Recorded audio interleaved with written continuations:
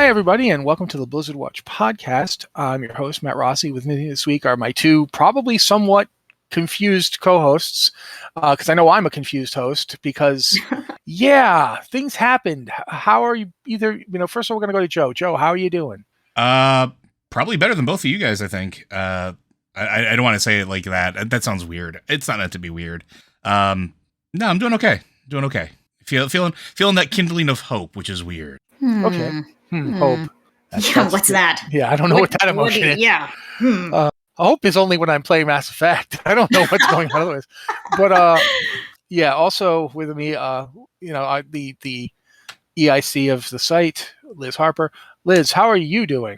I'm doing pretty good. I mean, my head's kind of spinning from today's news, and I just hit a point where it's like I cannot comprehend anything anymore. This is just too much, and this is fun. We're gonna have a good time tonight. Yeah. So there's actually a fair bit of other stuff to talk about. So I'm gonna, of course, spend 20 minutes talking about that stuff and leave hanging the big thing that happened, and you all can just be like, what about the big thing? I mean, to be fair, there's a reason for that. Like, a lot of you out there were messaging us, and I mean, I know my direct messages were blowing up today. We got a lot of stuff from you guys. We're going to want to give it a lot of time. We don't want to open with it, go to other things, and then come back to it. So I am going to say, like, really fast stuff. Liz, you'd mentioned that the Hearthstone changes are coming in. Yes. It's really just Battlegrounds, and I think Battlegrounds is a really popular gameplay mode right now. Battlegrounds is getting a huge revamp that the Hearthstone team has just started talking about, called Battlegrounds Buddies, which is a weird name. I don't know why that name makes me feel weird, but it just seems weird. It feels like a Muppet Babies type thing. Yeah, kind of. It's Battleground Buddies. Woo! Thrally's your friend. But basically, the buddies system is that every hero in Battlegrounds has like a specific minion type, a specific minion that's kind of their buddy. And while you're playing Battlegrounds, there's like a meter on the side, and as you do things, you win matches, you defeat enemies, you break divine shields, like little things like that will fill up this meter. And when you reach the top of the meter, you get something. You get a copy of this minion. And so it's just kind of, and the minion is pretty powerful. So basically, it adds to these heroes, it adds this extra dimension, because as it stands, each hero has a special hero power that they can use. And some of them are real powerful, some of them are kind of, yeah, you're okay, whatever. But they don't always have a big impact on the game. And these buddy minions, that each hero is going to have a unique buddy minion that's like tailored to them. And they look like they could be really like game changing, because they're really going to shake up the game, because I feel like it really defines the heroes a lot more than they are now, because sometimes you'll pick a hero and it doesn't even matter that you're playing this hero. It's just, okay, I'm playing the game. You aren't playing a specific hero. And some heroes have a specific kind of hero power or ability that you really have to think about and play towards to do it well. And some heroes you just play, whatever. And I think this is going to mean you have to think a little harder whenever you play, and there's going to be a little more strategy, and every hero is going to be a little more interesting. And it's going to really change the game up, I think. This is going to be really interesting. They have not announced every buddy yet. They're kind of rolling out announcements over the next couple of days. So it's going to be interesting to see what everyone gets and start speculating about what the meta is going to be like moving forward. We do not know when this is coming out, but I'd guess either maybe end of this month, but probably February, we'll see a patch roll out. That's just a total guess on my part, though. I'm interested in seeing what ends up with that, just because it sounds to me like they've kind of taken the concept of a Tamagotchi and weaponized it. As you do things, your friend it's more powerful. Like a Tamagotchi that hits people. But another change thing we should talk about, I think this is actually pretty cool, is the Season of Mastery for WoW Classic is about to roll out its Blackwing Lair. And Blackwing Lair in the Season of Mastery is getting significant revamps. At least 4 bosses that we know of right now are getting small to medium to actually pretty big changes. The first one is not Razor Gore, the Untamed. I'm getting his name right? It's Razor Gore, isn't it? Yep. Yeah, it's Razor Gore. My brain was like, it's not Razor Gore. I'm like, why isn't it Razor Gore? But yeah, Razor Gore they're adding in a large egg to the egg room, and that egg is not destroyed when Razor Gore cracks eggs. But when enough eggs are destroyed by Razor Gore, that egg hatches, and an unstable chromatic drake comes out, which completely changes the fight. It drops various kinds of breath weapons on the floor that create areas. Hence some chromatic, of which are actually some of them are actually like good. Like Joe, you've read it up, right? As far as like the changes that are coming, some of it I honestly have been more focused on other endeavors in the last couple days. Yeah, but since you played a shaman and you've played a shaman forever, you know about the Earthbind Highway. Yes. And the thing is Earthbind Highway is not going to work anymore. Yep. Like, this is going to complicate that pretty significantly. Apparently, the group testing it managed to kill it in one night. They still managed to, because they know basically Razor Gore, and it's just it's basically like a heroic mode added to Razor Gore. So, I mean, for anybody that doesn't know what the Earthbind Highway is Shaman have a totem called Earthbind Totem. It's been around forever. It's something that actually slows mobs down.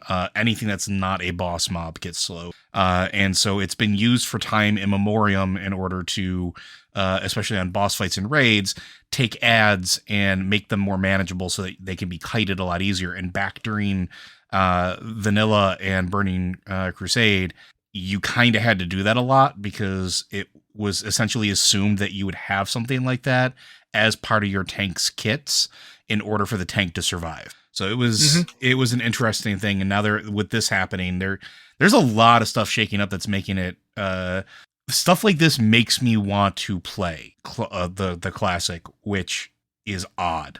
As a man who said I would never play classic, I'm starting to walk back on that.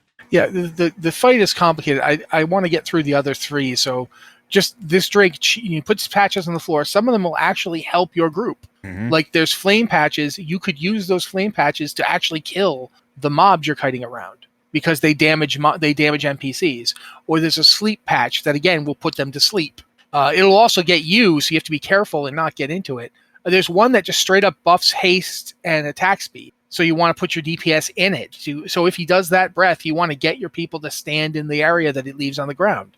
There's a lot to it. The Valistraz fight, Liz, you edited my ramblings when I wrote about this. It's 60% health, right? Yeah, I think so. They've upped the health. They bumped Valistraz up to 60% health, which means he's not starting close to execute range. And they've completely reworked Burning Adrenaline. And now the tank can get Burning Adrenaline. Yeah, that change is massive. Yeah, that's like it. And if the tank gets Burning Adrenaline, it becomes a stacking buff that adds like 10% haste and 10%. I forget the damage. I think it's just straight up damage. And so if the tank gets it, you can forget about threat capping at all. The tank who has Burning Adrenaline is going to very rapidly, because you're healing them. So the dot that it applies, it also applies a dot. The dot that it applies, you'll be healing them. You will actually you probably heal them through it. You can focus them down and heal through it. They can get up to, like, I think in the encounter, they had the 390% of both haste and damage. And so threat was not an issue anymore. It's like pulling threat off that tank was practically impossible because they had this massive buff that was in the past with Burning Adrenaline. The way it worked in Classic and in Vanilla is you definitely had to worry about threat. Oh yeah. It was a huge deal. So that's like fascinating. In a way, that actually makes Valistraz easier. So we'll see. It just depends on who it hits. I mean, it's going to add a lot more randomness per fight, but it's a real interesting change. I mean, that's a new dynamic. They left Broodlord Lashlayer alone because I think that the suppression room is just so awful that nobody felt like it needed to be harder to get to that boss and fight that boss. But who knows? They might change. It could always be awfuler. I mean, there's always a new level you can reach. There's always new levels of awfulness that they can do. But Firemaw, who is the boss directly after Lashlayer, Firemaw is interesting because Firemaw is basically the same, except they added two things. One is a lightning shield, So every time you hit him, you take lightning damage. That's a debuff, a stacking debuff, isn't it? Oh, no, that's the different thing. Anytime you take damage in this fight, anytime anyone takes any damage, you get a stack of a debuff. And when it cranks up to 10, I believe, you start chain lightning everyone around you. Yeah, a 10 to 15 yard range or something like that. Yeah. Yeah. So I think the person on Wowhead, when I was first reading it up, basically said, yeah, this is basically means that you should try to bring no melee to this fight. Like this is, and it's not like Blackwing Leader needed that because it was already pretty aggressively anti-melee, but this is like, yeah, you're not going to want, because here's the other thing, that debuff, it ticks for 1 when you take damage if no one's within 15 yards of you, but if someone's within 15 yards of you, you get 3 stacks when you take damage, which means it goes up, and once it goes off, you will damage everybody around you within 15 feet, meaning that you'll all get 3 stacks of the debuff immediately upon you doing damage. So very quickly, this will ramp up. I think one of the comments was, then you'll notice you're dead because this thing takes it becomes catastrophic very quickly if you are not managing. If people are not taking that seriously, everybody going to die. And think about it this way too, like for those of you that are like maybe didn't play back then or haven't really played Classic, certain spells didn't exist yet for dealing with a lot of like stuff like this. Like when Matt's saying people are saying don't bring melee, it makes sense. There is no healing rain. There is no shield totem. There's nothing like that. It's a lot of like direct healing. At that point, I think the only smart heal available was chain heal, which even that's only 3 targets with a huge drop off back then. Chain heal's not going to be able to keep up with this. No, it is going to be very, very rough. The best way to heal this would be to get everyone spaced out so that they're not getting 3 stacks of this thing and they're not chaining anybody when it goes off, and 2, prevent them from taking damage in the first place. Mm-hmm. So shields are going to be useful. Yep. But nobody's going to have enough shields to shield 40 people. I could see them doing a rotation thing with this, like where like people get to a certain point and they have to go to a different spot in the raid and like trigger it so that it goes off and then come back in. Like I could see that happening because that's similar to like something we used to do back in like Naxxramas 40. We used to have to do stuff like that for some of the bosses. So I could see something like that being a thing where you actively manage your debuff stacks in order to get through the fight. But I've saved the worst for last, as did they, because Chromagus, oh my word. That's going to be... I don't even know how you're supposed to do Chromagus. He's mouths all over now. That's what he is. Yeah, he's just... First off, of the changes, Chromagus used to have a bunch of different breaths, of which he would do 2, and it would be randomly set when you first started the raid, and then it would continue for the week. So you'd have to figure out what Chromagus was going to do, and then you'd plan for it. That's not a problem anymore, because now he just does all of them. Good news, randomly. Everybody. More breath. Yes. But you're thinking, okay, that's pretty bad. But I remember when we did Chromagus, we would pull him to the doorway. So we could use the walls to line of sight. That doesn't work anymore. 360 degrees. His breath weapon is a 360 degree area around him, and it is not blocked by anything. You could, if you even dragged him into the other room and had literally the whole raid. No, you can't line of sight except for one thing. I know we're getting there. Yeah. I was going to say there is one thing. Yeah, there is one thing. As each of his breath weapons afflicts a different brood affliction. One of those brood afflictions is the blue brood affliction. I'm saying affliction. Geez, the brood affliction for blue. When you cleanse it, will drop a ice block in the area that you were standing when you got cleansed. That ice block is the only thing that can line of sight Chromagus's breaths. But remember, the breath weapons are random, so you might not get a lot of blue, and thus not a lot of brood affliction blue. And that would mean you'd need to rotate cleansing this debuff so that you have a guaranteed ice block coming up for the next breath, but you might have to just let somebody have that debuff and heal them through it until you are ready, because the ice block does not last very long. I actually really like this. I'm not going to lie. Like, you guys are talking about it like it's awful. This is really cool to me. It's not awful in terms of... It's really cool. Yeah, it's really cool, but it is going to be hard. It's going to be hard enough that this raid did not finish it the first night. They had to come back. Do you know... the reason I like this, and I'm just going to throw it out there, is because this reminds me of taking mechanics that you and things that raids were starting to do in AQ 40 and Naxxramas 40, which were arguably and rightfully so the hardest tier of raiding for just the sheer number of mechanics and things you had to manage with what your restrictions that you had for your class or class makeup and raid makeup. It's starting to take those and trying to port them forward. And I kind of really like that because it's almost like paying homage to the later stuff and saying, what if you had to do this with Blackwing Lair? What if you had to do this with the earlier stuff? And it's almost taking a different design approach to these encounters and saying, what can we do in that same vein? Because it still feels like as out there as it is, it doesn't feel like they're taking stuff from, let's say, Battle for Azeroth, Legion, or Shadowlands and trying to cram it into Warcraft Classic, right? They're staying within the framework of what was acceptable or what was expected at high-end raiding back then and putting it on other fights and looking at some older encounters that were designed maybe before that higher-end design was starting to really take shape.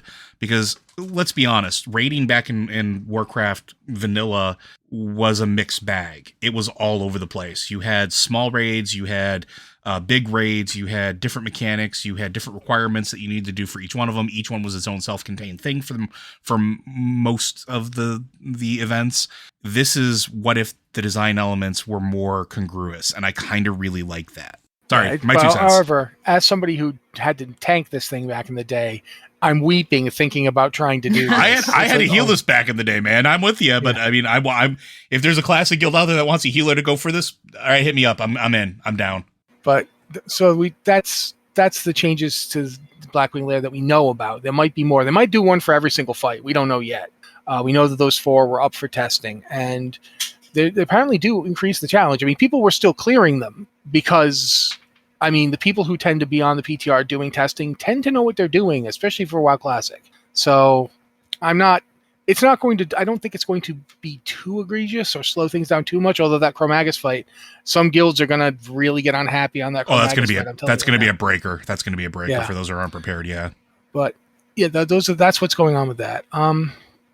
I want to mention that the reputation thing that's in this email, the infinite augment rune type thing that we're going to get from the new reputation in patch 9.2. We should note this is WoW patch 9.2. We've jumped away from Classic. Yeah, we're now back into the retail game. Modern day. We're talking about PTR stuff and stuff that's being data mined for patch 9.2. But do either you want to talk about it? Because quite frankly, I'm still not entirely sure what's going on with it because it didn't make sense to me reading it.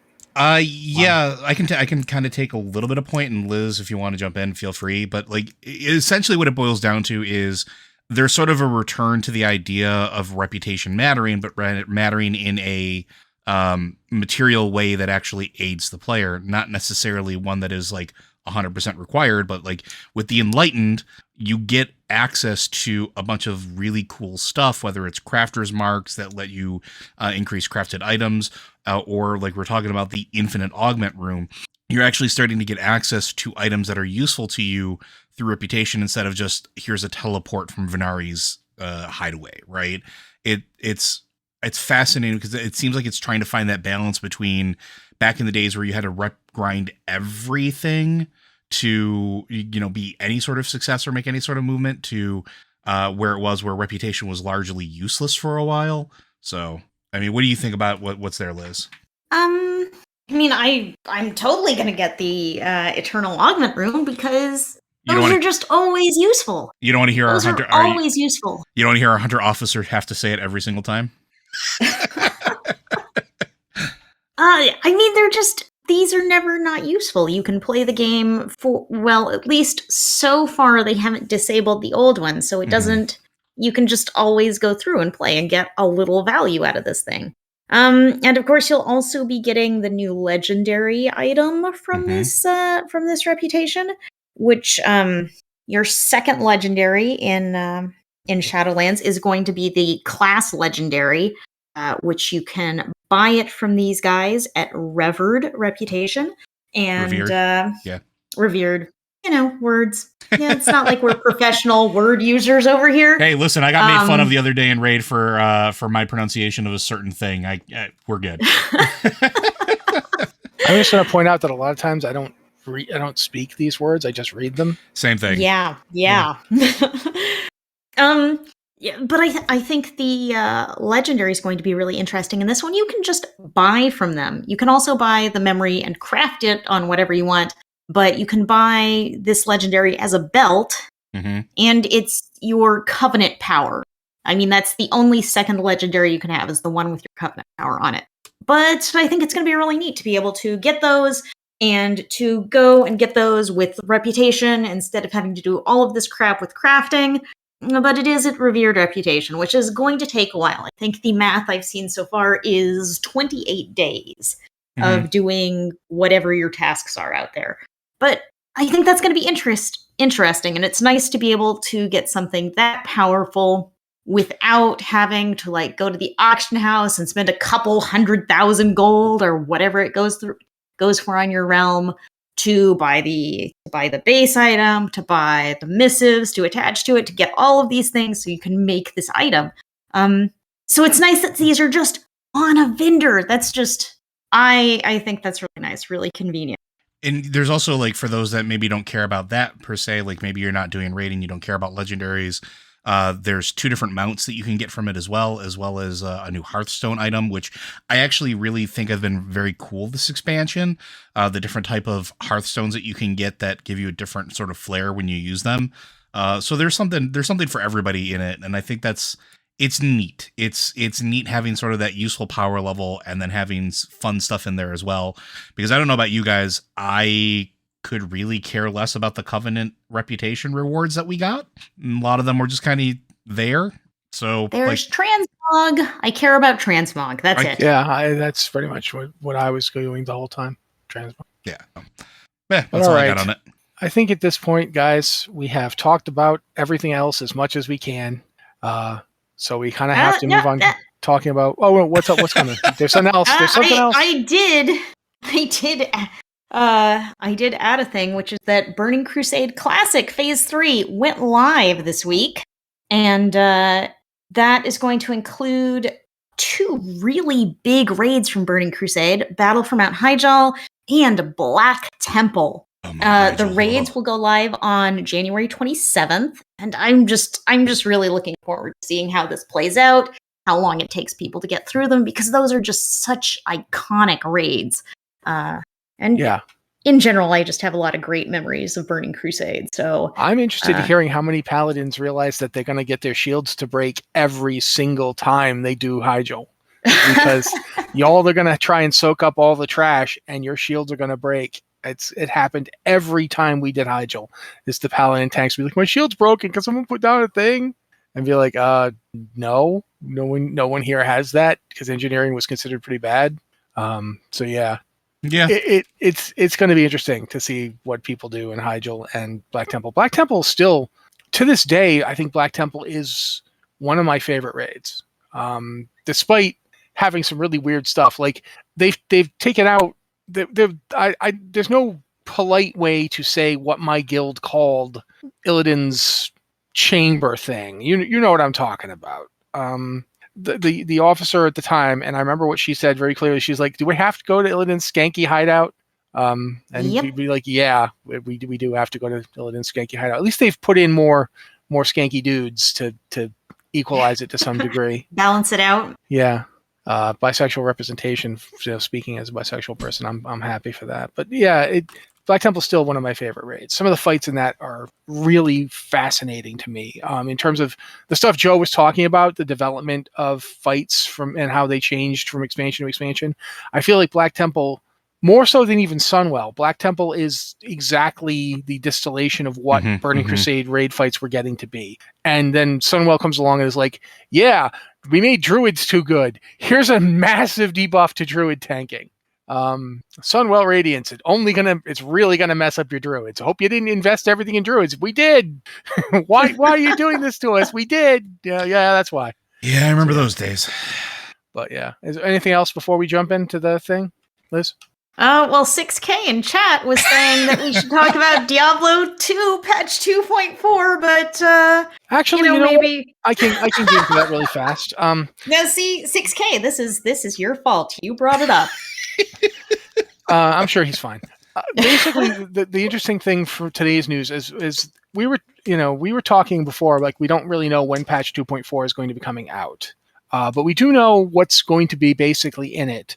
Except we kind of didn't really realize what was basically going to be in it, because just today we had already found out about the Unbending Will rune word, which is a 6 rune word that you can basically only get on a sword, which makes it basically a sword barbarian rune, because it's very much patterned after and designed for barbarians.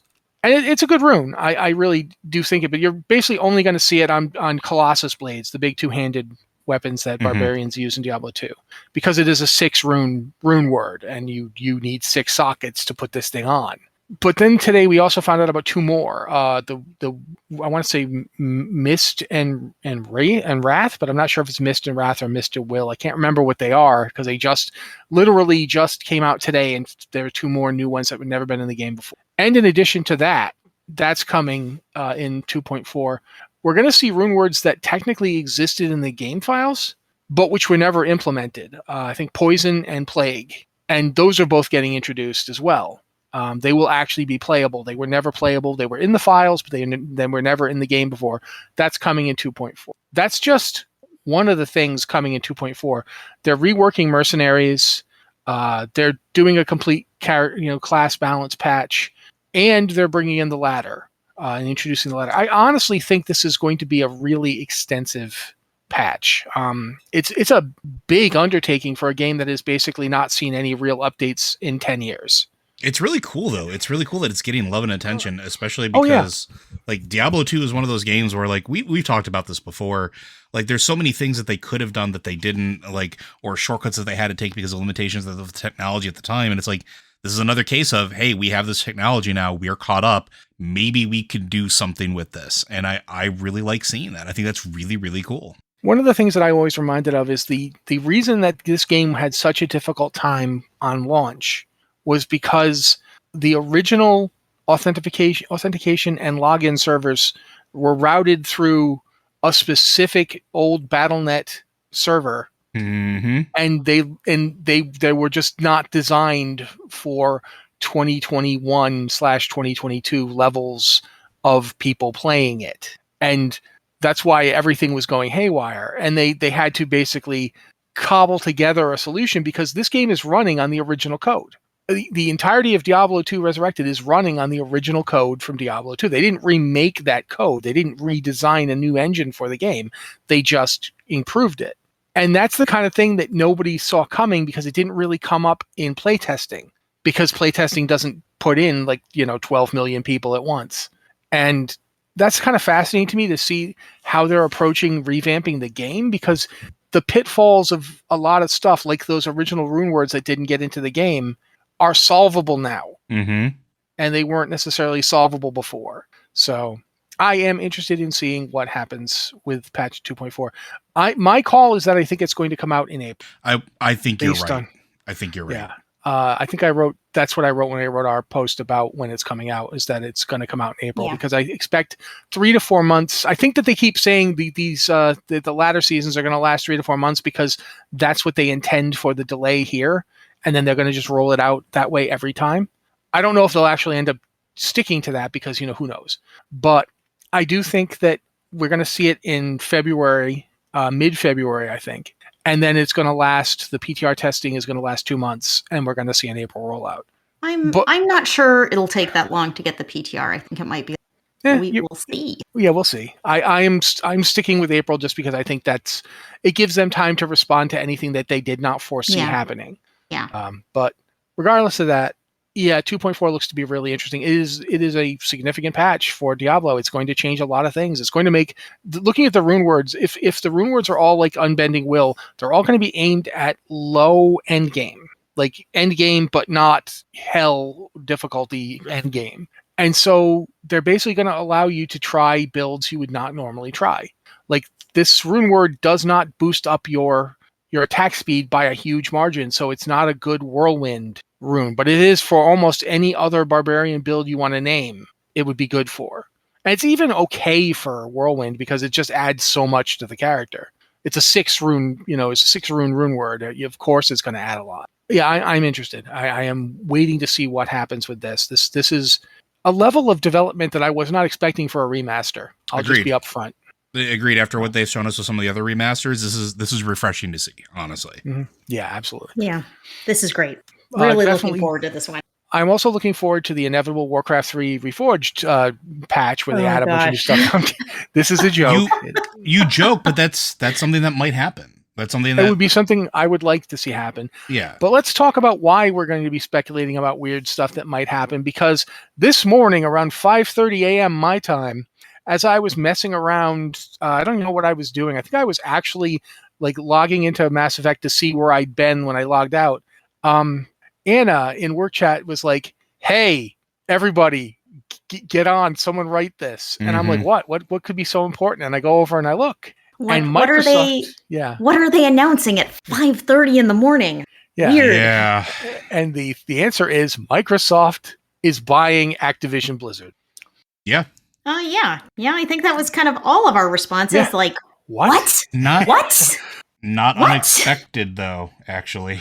I'm gonna say this, Joe. Maybe not to someone like you who's really attuned to like how stuff works in corporate tech, but to someone like me, it was unexpected. I did not see it coming. I get why it happened. I get what's going on here. It's not like I don't freak out, but I absolutely did not expect this. So I'm gonna throw this over to you for a sec. Explain why you weren't surprised, or at least you were like, oh, okay.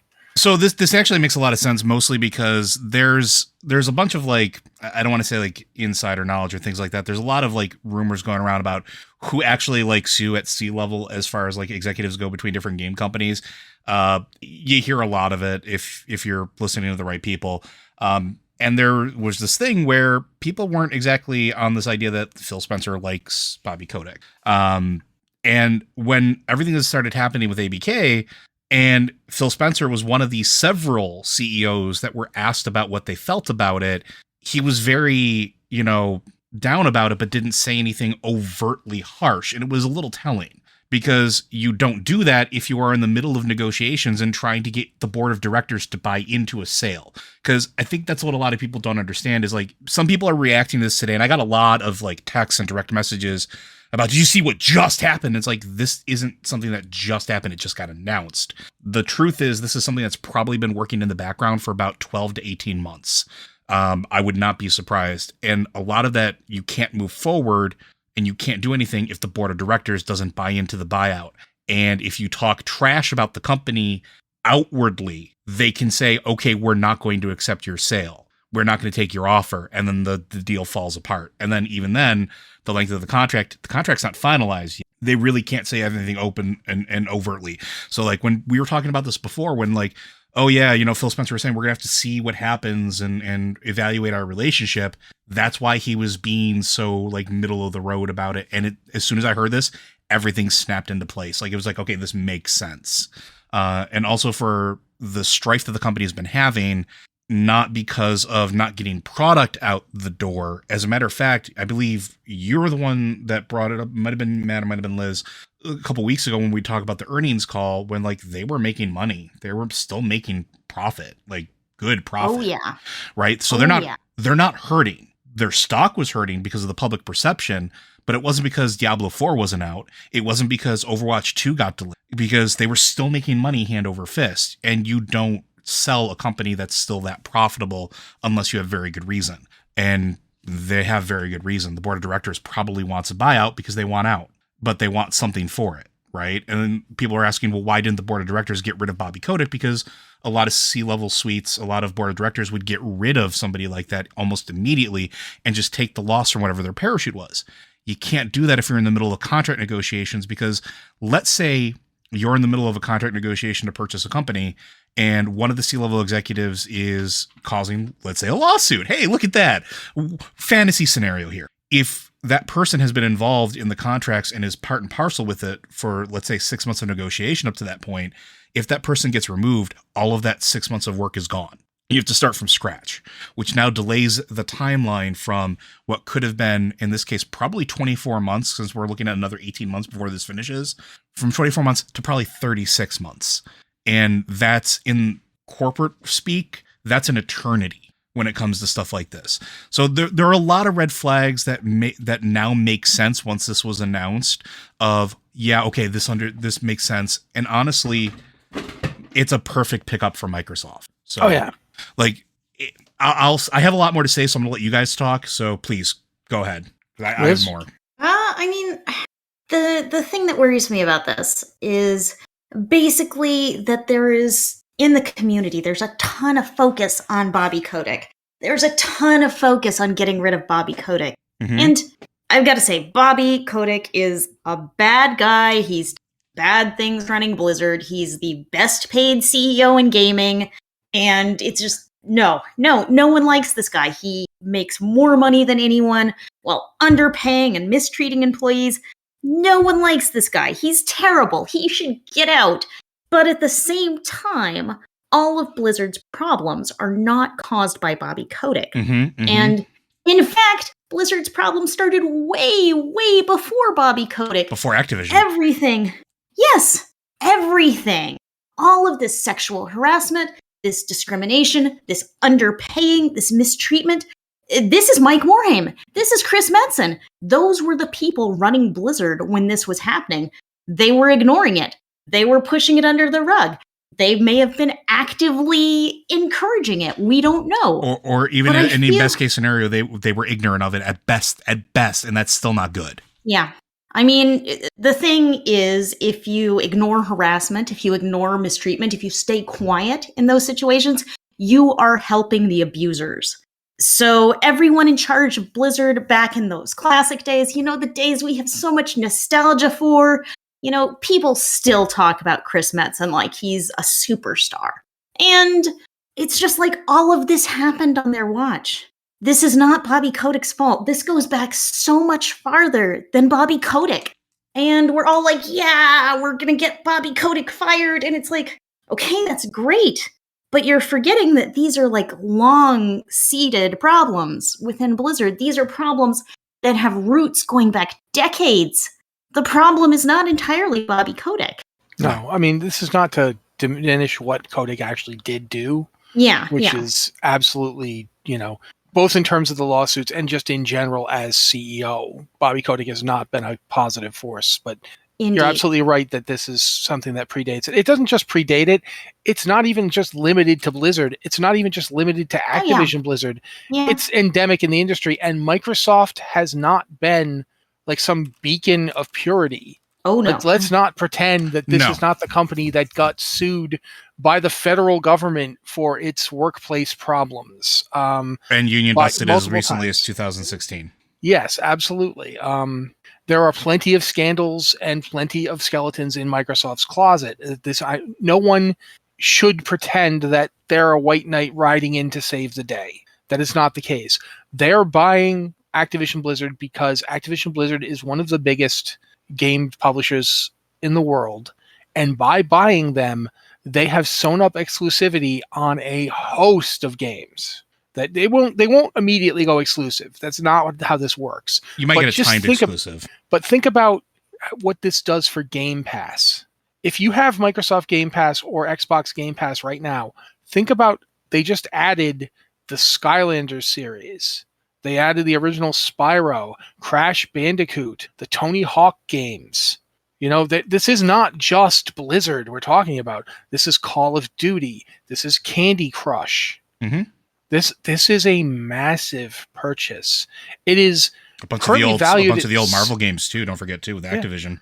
Well, they won't.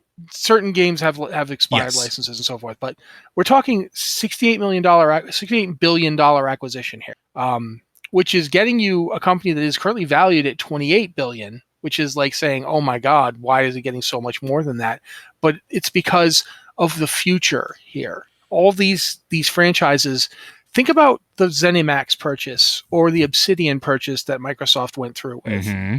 In the past 2 years, Microsoft has gone from the company that's always lagging behind Sony on console exclusivity to the company that now absolutely dwarfs Sony on console exclusivity. And at that point, they're actually moving beyond console. With the PC Game Pass that they have, they are now making real strides into PC gaming domination. They are going to have a massive footprint. Game Pass is going to change the way you play games. They said that back in 2018, and we all thought that it was hyperbole.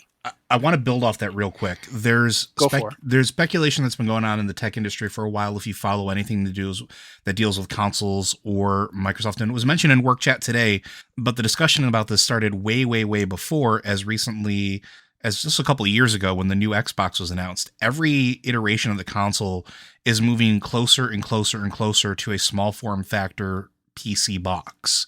And everything that they're doing is cross-play between the two, right? So like if you have a Windows 10 computer, congratulations, you have an Xbox. All of the peripherals work with it. There are literally applications built into the same framework, and it is still a Windows 10 OS that 100% runs that box, right?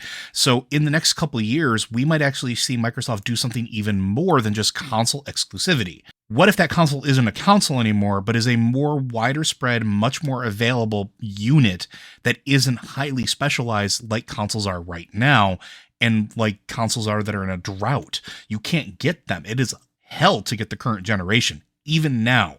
And it's been 2 years. What if you didn't have to worry about that anymore? What if you start moving towards it? And then you didn't have to worry about buying individual games. You literally just pay a Game Pass and can play both. You can play on the console on your TV. You can play on your PC. You don't have to keep rebuying the game over and over and over again. They are absolutely poised to shift how this works. Somebody said, and I think it might have been Anna in chat, said that they're poisoning themselves to be the Netflix of gaming. That is 100% accurate. I want you to think back to stuff like Stadia or the Steam box. Or Luna from Amazon. Those attempts to do exactly what Microsoft is on the verge of doing with this. This is why they spent $70 billion on Activision Blizzard. Not because Activision Blizzard is worth $70 billion. The most optimistic estimate is $40 billion. The reason they're doing this is because in one moment, one purchase, they have changed the entire field and given themselves a library so deep. Do you remember when Fox sold Fox essentially to Disney? Mm-hmm. And then suddenly Disney now had a library so deep that they could run their own streaming service. And not only just run their own streaming service, they're still transcribing things to put out there because they have that much backlog. Yeah, that's what this move is like for Game Pass. It is a enormous. I think everybody here has some form of Game Pass, right? Yeah, I have the Ultimate for the PC. Liz, you have it for Xbox or for the PC? Xbox. Yeah. Would you say you've used Game Pass in the past month? Oh yeah, for sure. I was using it 5 minutes before we were recording. Yeah, I've gotten I got Octopath Traveler and Deadfire and a lot of other stuff from Game Pass. Joe pointed out during the pre-show that Mass Effect Legendary Edition is now on Game Pass. Now imagine if you've never played Overwatch. Overwatch is going to be on Game Pass. Well, you're looking at whether or not it's exclusive. I can't tell you, but it's going to be on Game Pass. It's absolutely going to be. I mean, Overwatch isn't just one example. Like, look at Diablo 4 when it comes out. Diablo 4 is going to be on Game Pass. It's going to be Game Pass day one. But here's the importance of that, though. And a lot of people out there may not realize this. And we were talking about this in work chat. Now that I'm more awake and I've actually gotten some sleep, I can be a little more coherent about this. Game Pass does something that nothing else does right now. Not Steam, not Epic, nothing like that. If you want to try a game on Steam, you have to buy it. Mm-hmm. And you have 2 hours and 2 weeks to return it if you don't want it. If you do that with Epic, I don't think they have a return policy right now. If they do, I think it's very difficult. GOG doesn't have one. Yeah, Green Man Gaming doesn't have one either. The importance of this is for the value of what is essentially an MMO subscription, $15 a month roughly. You can try any game from an insane number of studios and take chances on stuff that you think might look neat, but you don't want to actually, go ahead and spend 30, 40, 50 bucks on and then not be able to return it. How many games have you bought on Steam? And I'm using you as the overall term, that you bought, played, didn't like, didn't return it, and now you're stuck with it and you're out of that money. Game Pass eliminates that problem. It lets you try things you wouldn't normally. It also operates as a place where independent games can flourish because they often get overlooked. They don't get pushed on Steam anymore. They don't really get pushed on Epic. It's really hard to get word of mouth out there unless you are really tuned into certain YouTube channels or content creators out there that maybe are super into indies, and that number is dwindling. Game Pass literally shoves them in your face. Hey, we just added this game. Go check it out. I think you've talked before about Dead Cells, right? Dead Cells, one of my favorite games. I've been playing it since early access. Absolutely adore it. It's on Game Pass. It's on Game Pass. That's how I heard of it. I was actually playing Legacy of the Dead Gods on Game Pass. Yeah. And there was a promotion between Legacy of the Dead Gods and Dead Cells. And Blasphemy and Hollow Knight and there was a bunch of others, and I'm going to forget them, and I'm sorry out there. I'm sorry, Motion Twin. I really am. But all these, the cross promotion between, we talked about it last week, I think, actually. Maybe 2 weeks ago. Maybe something like that. It's been a wild couple weeks, folks. It's really, really good. Now think about this from terms of Blizzard games, right? Overwatch 2 comes out. You're not sure if you want to play it, but you already have Game Pass. You can try it. You don't have to spend 40, 50, 60 bucks and then worry about if you can return the game or not. Diablo 4, maybe you've never played a Diablo game in your entire life and you want to give it a shot, but you don't want to buy Diablo 3. It's outdated. You don't want to buy Diablo 2, even the remaster, but you can maybe try this. And these games Diablo 2 and Diablo 3 will likely wind up on Game Pass if everything goes according to plan. Yeah, absolutely. That would be my guess. But you can try it. And if you don't like it, you're not out of anything. But if you do like it, there you go. You're in the ecosystem and you keep giving them money. It's a return on value. It's, what would a company rather have? Would you rather have 5 million people paying $15 a month to try these games, or 1 million people buying the game at 40, 50, 60 bucks when it releases? There's a balancing act there, and Microsoft is finding that balance and really pushing it. And the thing is, too, when we talk about this kind of stuff, I want to make it clear that we've seen the industry trying to figure out a sustainable model going forward for games as a service. And Microsoft seems to be the only company that's figured out games as a service literally should mean a service that lets you play games. Yes, and this is the first time we're starting to see that. Yeah. I mean, they've been trying to do this for well over a decade now. But you got, it's the buy-in. It's getting companies to buy into it. Sorry. Yeah, exactly. No, absolutely. I think at this point, though, we got to try to do at least a couple of questions. And we have talked a lot, so I'm going to just throw it straight over to, if you've got a question for the show, you can use our podcast email, which is podcast@blizzardwatch.com, subject line podcast or Blizzard Watch, so we know it's for this show. Or you can go to our Discord. I believe Joe got a lot of questions from Discord this week because Joe had to do the email because I have blood squid going on in my eye. But you can go to our Discord server. There's the Patron Q and Podcast Questions channel for patrons because, you guys keep the site going. And then there's the Q Questions channel because we do understand that not everybody can afford to support us and they still want to interact and we want to interact with them. But I'm going to throw this over to Liz to read the first question. Yes, this one is from Patreon supporter Roxy for the podcast. Can they fire Bobby? That's it. That's the question. And we've actually gotten a lot of mixed messaging about this today. Mm-hmm. We've seen a lot of headlines that say Bobby Kotick leaving, and I've seen a lot of people celebrating, oh, we got rid of Bobby Kotick. And it's like, we may have gotten rid of Bobby Kotick when the deal closes summer 2023. Yeah. You yourself pointed out that a lot of the discussion of these issues is focusing too heavily on Bobby. Yeah, I do think it is. Yeah. No, I think that needs to be reemphasized, that you're absolutely right about that. If Bobby Kotick leaves, is it good? Yes. Yes, it's good. However, Liz, you pointed this out. Maybe you could talk about it. He's going to make a ton of money off of this. Yeah, he's going to make just a mountain of money. He's going to have a room full of gold coins like Scrooge McDuck that he can swim in. He's going to be ridiculously wealthy. And he's already ridiculously wealthy. I think his last evaluation is if he leaves at the end of the contract or when the 2023 happens. If he leaves at all, I think his evaluation comes to $8 billion. Mm-hmm. Like $8 Uh-huh. billion, He owns a lot a of single stock. person. Yeah. He owns a lot of stock. That's one of the reasons he's in control of the company. The only thing that I want to add in here real quick because of this question is we're not going to know until it happens. And you're going to hear a lot of speculation and you're going to hear a lot of non-answers from every executive involved in this and every company involved in this because they literally legally cannot talk about it. They cannot talk about what the actual plans are. They can't talk about any of that because technically that considers informing insider trading. And not only that, but it might invalidate several of the contracts that are in play. You're going to get a lot of half answers. Don't speculate. Don't buy into it. And do we want him gone? Yes. Is he the only problem? No. But we're not even going to know if he's gone until it's done, once the ink is dry and the dust is settled. So we're going to have to wait it out, but we can hope. I do want to say that the Wall Street Journal did report that sources close to the issue say that Bobby is leaving after the deal closes.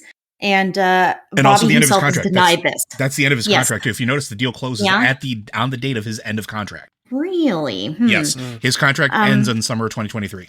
Well, I mean, so yeah. Told you I've been digging today. We may be getting rid of Bobby, but it's going to be a year and a half before it happens, and we are very unlikely to get any kind of statement on it before it happens.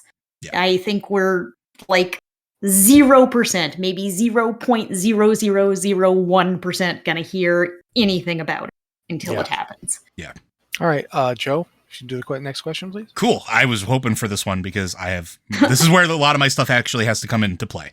This is from Patreon supporter Zool. For anyone then, well, we took it for here. Ha! What will the acquisition by Microsoft mean for World of Warcraft and all of Blizzard's other games? This is another we don't know yet because we can't actually know until, again, the ink settles. There's a certain thing that happens during this time of acquisition where there's the actual term for it might be different in the gaming industry, but there's you have to bring up what's called a production process plan. And so you have to present what you plan to do with the current structure moving forward for monetization to present to your shareholders. It sounds a lot more complicated and is basically they just have to write out what they want to do and put it into the contract. That's part of the end of this. Now, what I will say is if we can start making maybe some educated guesses based off of what we've seen Microsoft already do. And to keep in mind, Microsoft, the corporation, is the big daddy umbrella. Microsoft Gaming is a separate entity underneath it. And that's where this is going. It's Microsoft Gaming, right? They have bought, we'll use Bethesda and all these other 343 and a whole bunch of other companies. ZeniMax. We can use ZeniMax. They're letting them do something that a lot of companies don't do during an acquisition. They're letting those companies largely operate independently and stick to their own schedules.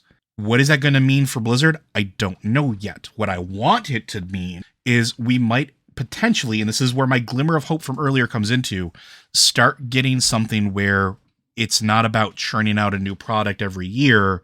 We go back to it's done when it's done. And they are left to operate independently as far as production goes, as long as the money is still there, as long as they still report up through, in this case, Phil Spencer, and they still meet all of their requirements from the legality of the contract.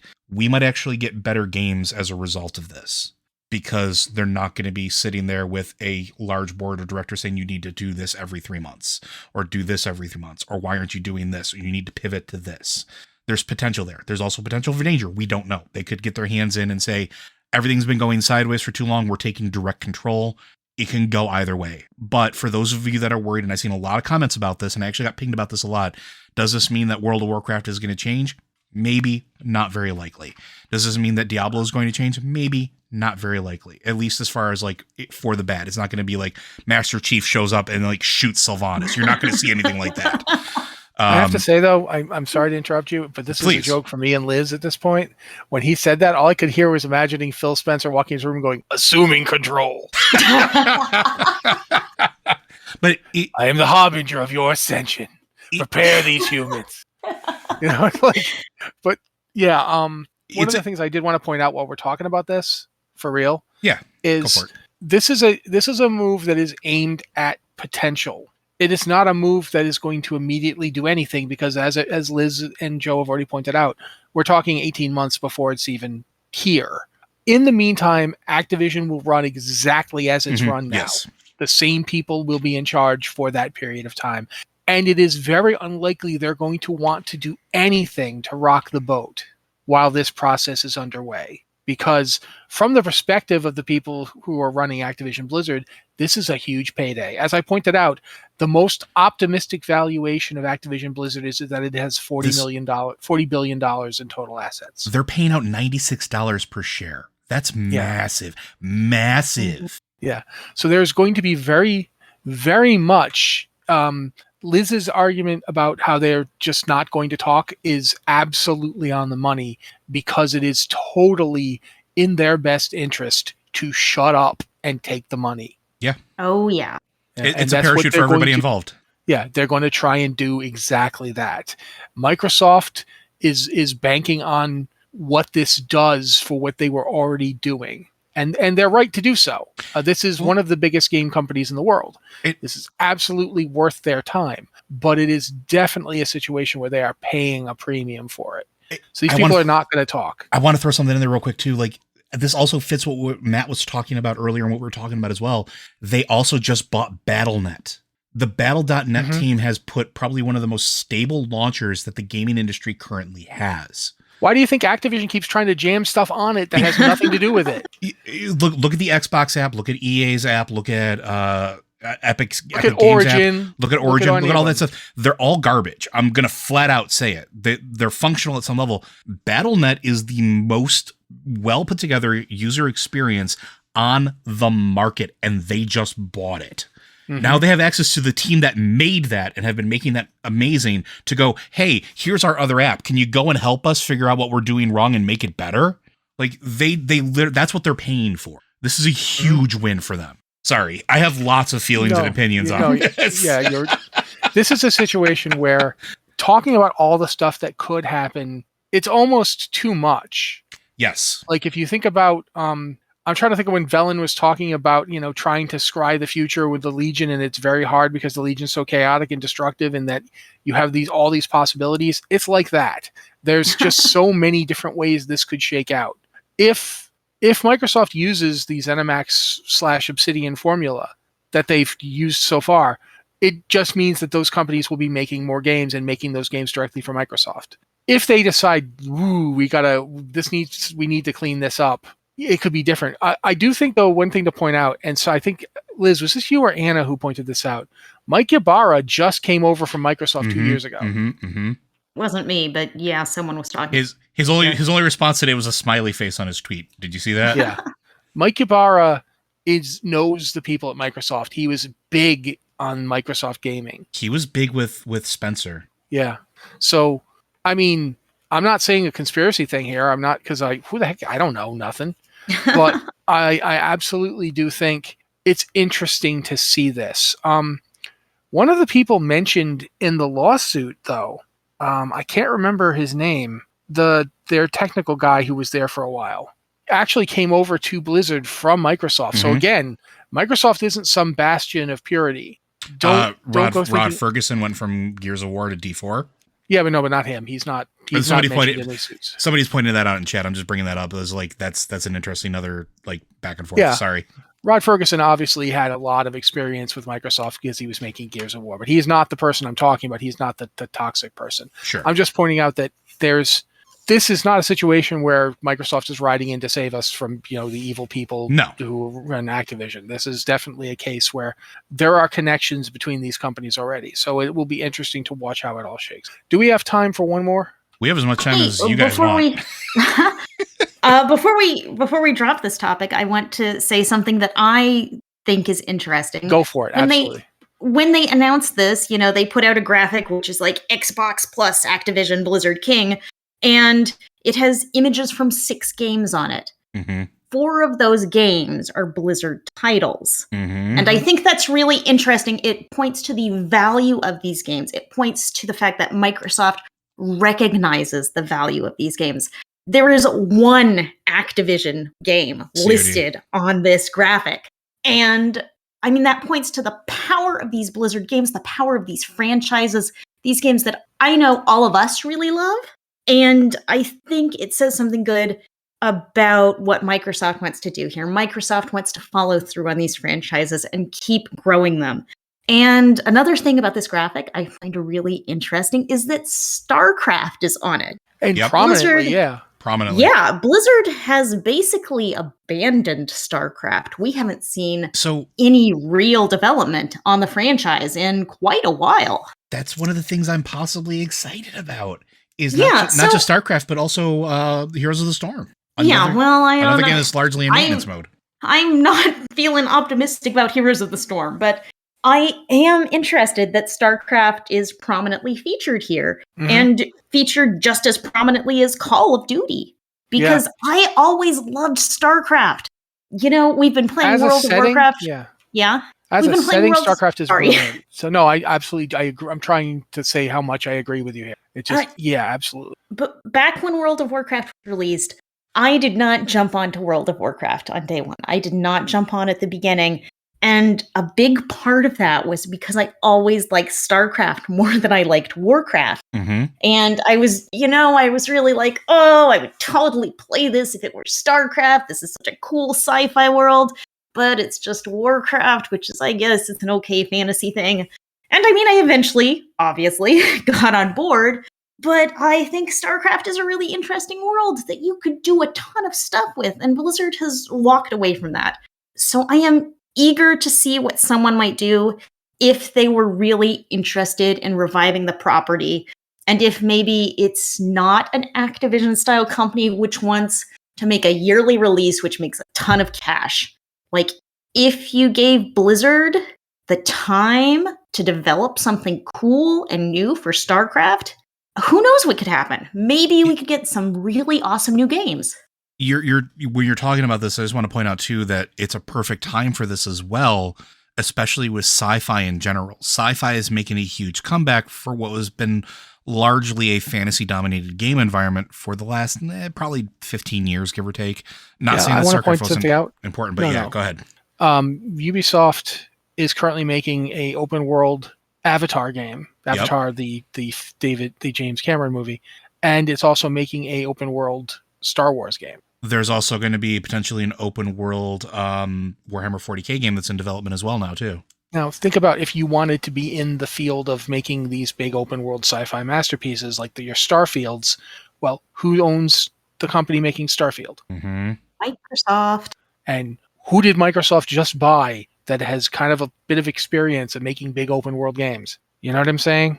There's a lot of potential in this. It's potential that this sale is about.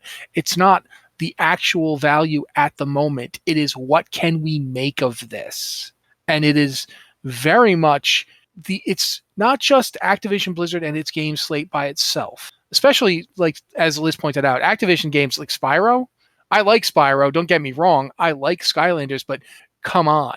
There's a reason when Activision bought Vivendi Games that they didn't name it Activision Vivendi. They named it Activision Blizzard. Blizzard is not like the equal partner. So why did it get its name on the masthead? Because its name is bigger than Activision's, and it has always been. More people know about Blizzard games, and more people care about Blizzard games, unless we're talking Pitfall. if Activision's going to bring Pitfall back, then oh my God, yes. But otherwise, no. But you're right on the money. You're right on the money, honestly. So yeah, Liz is completely, that's actually a piece I hadn't thought about until you said it. But yeah, there are 4 Blizzard games out of 6. There's Candy Crush, Call of Duty, and 4 Blizzard games. And now imagine a world where those exist on a platform where they can be presented where somebody doesn't have to pay $60 to play a brand new version of that game because you're already paying for Game Pass and you already have it built in, where they're already making the money for it as it is, right? Yeah, absolutely. Do we want to do one more question though? That's up to you, boss. Well, I think this last Patrick question is maybe an easy one. Sure. Okay, go for it, since I think you're reading now. Oh, okay. Patreon supporter, Feline. I'm sorry. I talk to you on Discord all the time, and I don't know how to pronounce your name. What do we think the Microsoft acquisition will mean for those of us who have played Blizzard games on non-Microsoft platforms? Overwatch was the first of their games not to be released on Mac OS, and no new games have been released on Mac OS since then. What is it going to do for games on PlayStation or Nintendo Switch for future releases? I think we're very unlikely to see any new releases on Mac OS. Yeah. And I don't think that's just because of the Microsoft acquisition. That's been the way they've just been heading. I do hope World of Warcraft stays there. We've had such a long history of Warcraft running on the Mac. So I hope that continues, but this is just wait and see, really. I will say this before Joe comes in with much more detailed stuff. Stuff that is currently on other platforms is not going to just go away. Yeah. Microsoft bought Obsidian before the Outer Worlds came out, but the Outer Worlds had Obsidian had negotiated their contracts, and you'll notice the game still came out on PlayStation. It came out on Epic first, right? Yeah, Exclusive. Epic and PlayStation. And that's not the only game from a company that Microsoft owns that's done that.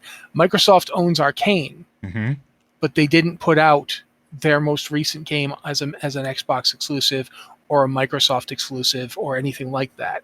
Because again, Arcane had already signed the contracts. You don't get to violate the contracts just because you bought the company. This is something even Disney found out recently.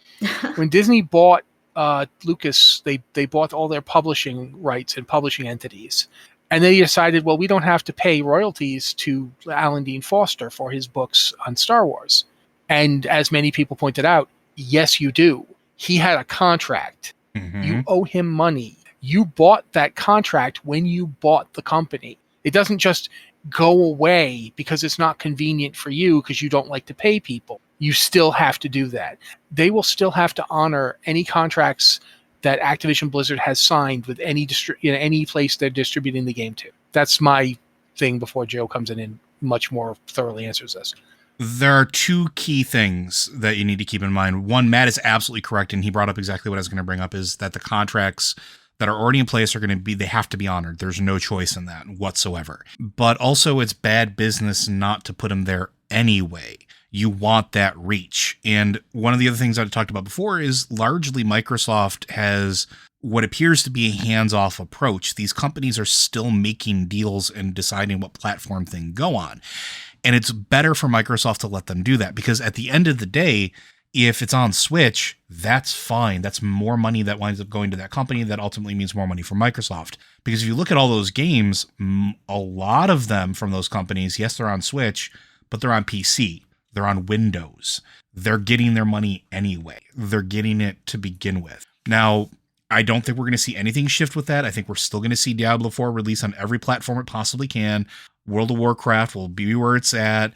Nothing's going to get taken away. Now, on the other side of that, for those of you that have like a Mac OS, Microsoft acquiring them is also potentially a really good thing for you. And let me kind of explain why. One of the things Microsoft does as the tech giant that it is, and now these companies have access to potentially, is the idea of a cloud environment. And when I mean cloud, I don't mean like the crap they try to sell you for like storage and stuff like that. I'm talking about like virtualization. I'm talking about virtual OSs and things that run in the background that essentially emulate the environment games need to run. Microsoft does this. They have an entire platform out there with their Azure base where they're already starting to look at things like this. They've been looking to do this for years. They're already starting to do this on the productivity side. It's not going to be long before we start seeing the game side start leveraging it. What this likely means is that you're going to wind up seeing games like Overwatch and like World of Warcraft maybe not be designed specifically for the Mac. Instead, if you have a Mac, you get an app that lets you get to a portal to start streaming that game or to have access to it through an emulation platform that essentially tells it that you're running on a Windows device. This is potentially very good for you. I'm not saying that it's going to happen, but the technology is there, and it is very likely that is something we can see discussed in the future, especially as technology keeps increasing. And the idea of going back to what Matt said at the very, very beginning of this, if they're going to wind up being the Netflix of gaming, you make it work on everything. And I mean everything. Netflix works on everything. You can watch Netflix on on a toaster. You can watch Netflix on an internet connected refrigerator. I'm not joking about that. That is something you can literally do. It will run on everything. Now imagine if your games could do that too. And that's something we might see. Sorry, that's my 2 cents. This is just a world of possibility. Yeah. And that can be really exciting. We can think about all the great things that could happen. And that can also be really scary because a world of possibility could be bad possibilities. It could be good possibilities. It's the void. Yeah, and as somebody in the chat's pointed out, xCloud, which is the Xbox cloud gaming system service, is already available on Mac. Mm-hmm. So you can play Windows games on Mac. That. Yeah. So there's a lot to this. I don't want to tell you something that ends up ultimately being untrue. We don't know. And we don't know. I don't think Microsoft has never been the company that actually likes exclusivity. You'll notice that they never went for it before, and the only reason they're doing it now is to put it into Game Pass. The press release for this move mentioned Game Pass heavily. Mm-hmm. It talked about the 25 million users of Game Pass. It talked about all the value added to Game Pass for those users. They're not doing this to beat Sony. Just Sony getting beaten by it is just a side effect. This is not about Sony and their console exclusivity, because I think a lot of people have made the point already. The Xbox being a console is almost a side effect at this point. Mm-hmm. Like the goal here is to get their games everywhere. I will also point out something that I remember from an old Penny Arcade strip that actually has always stuck with me. The original Xbox was essentially a Mac. Yep.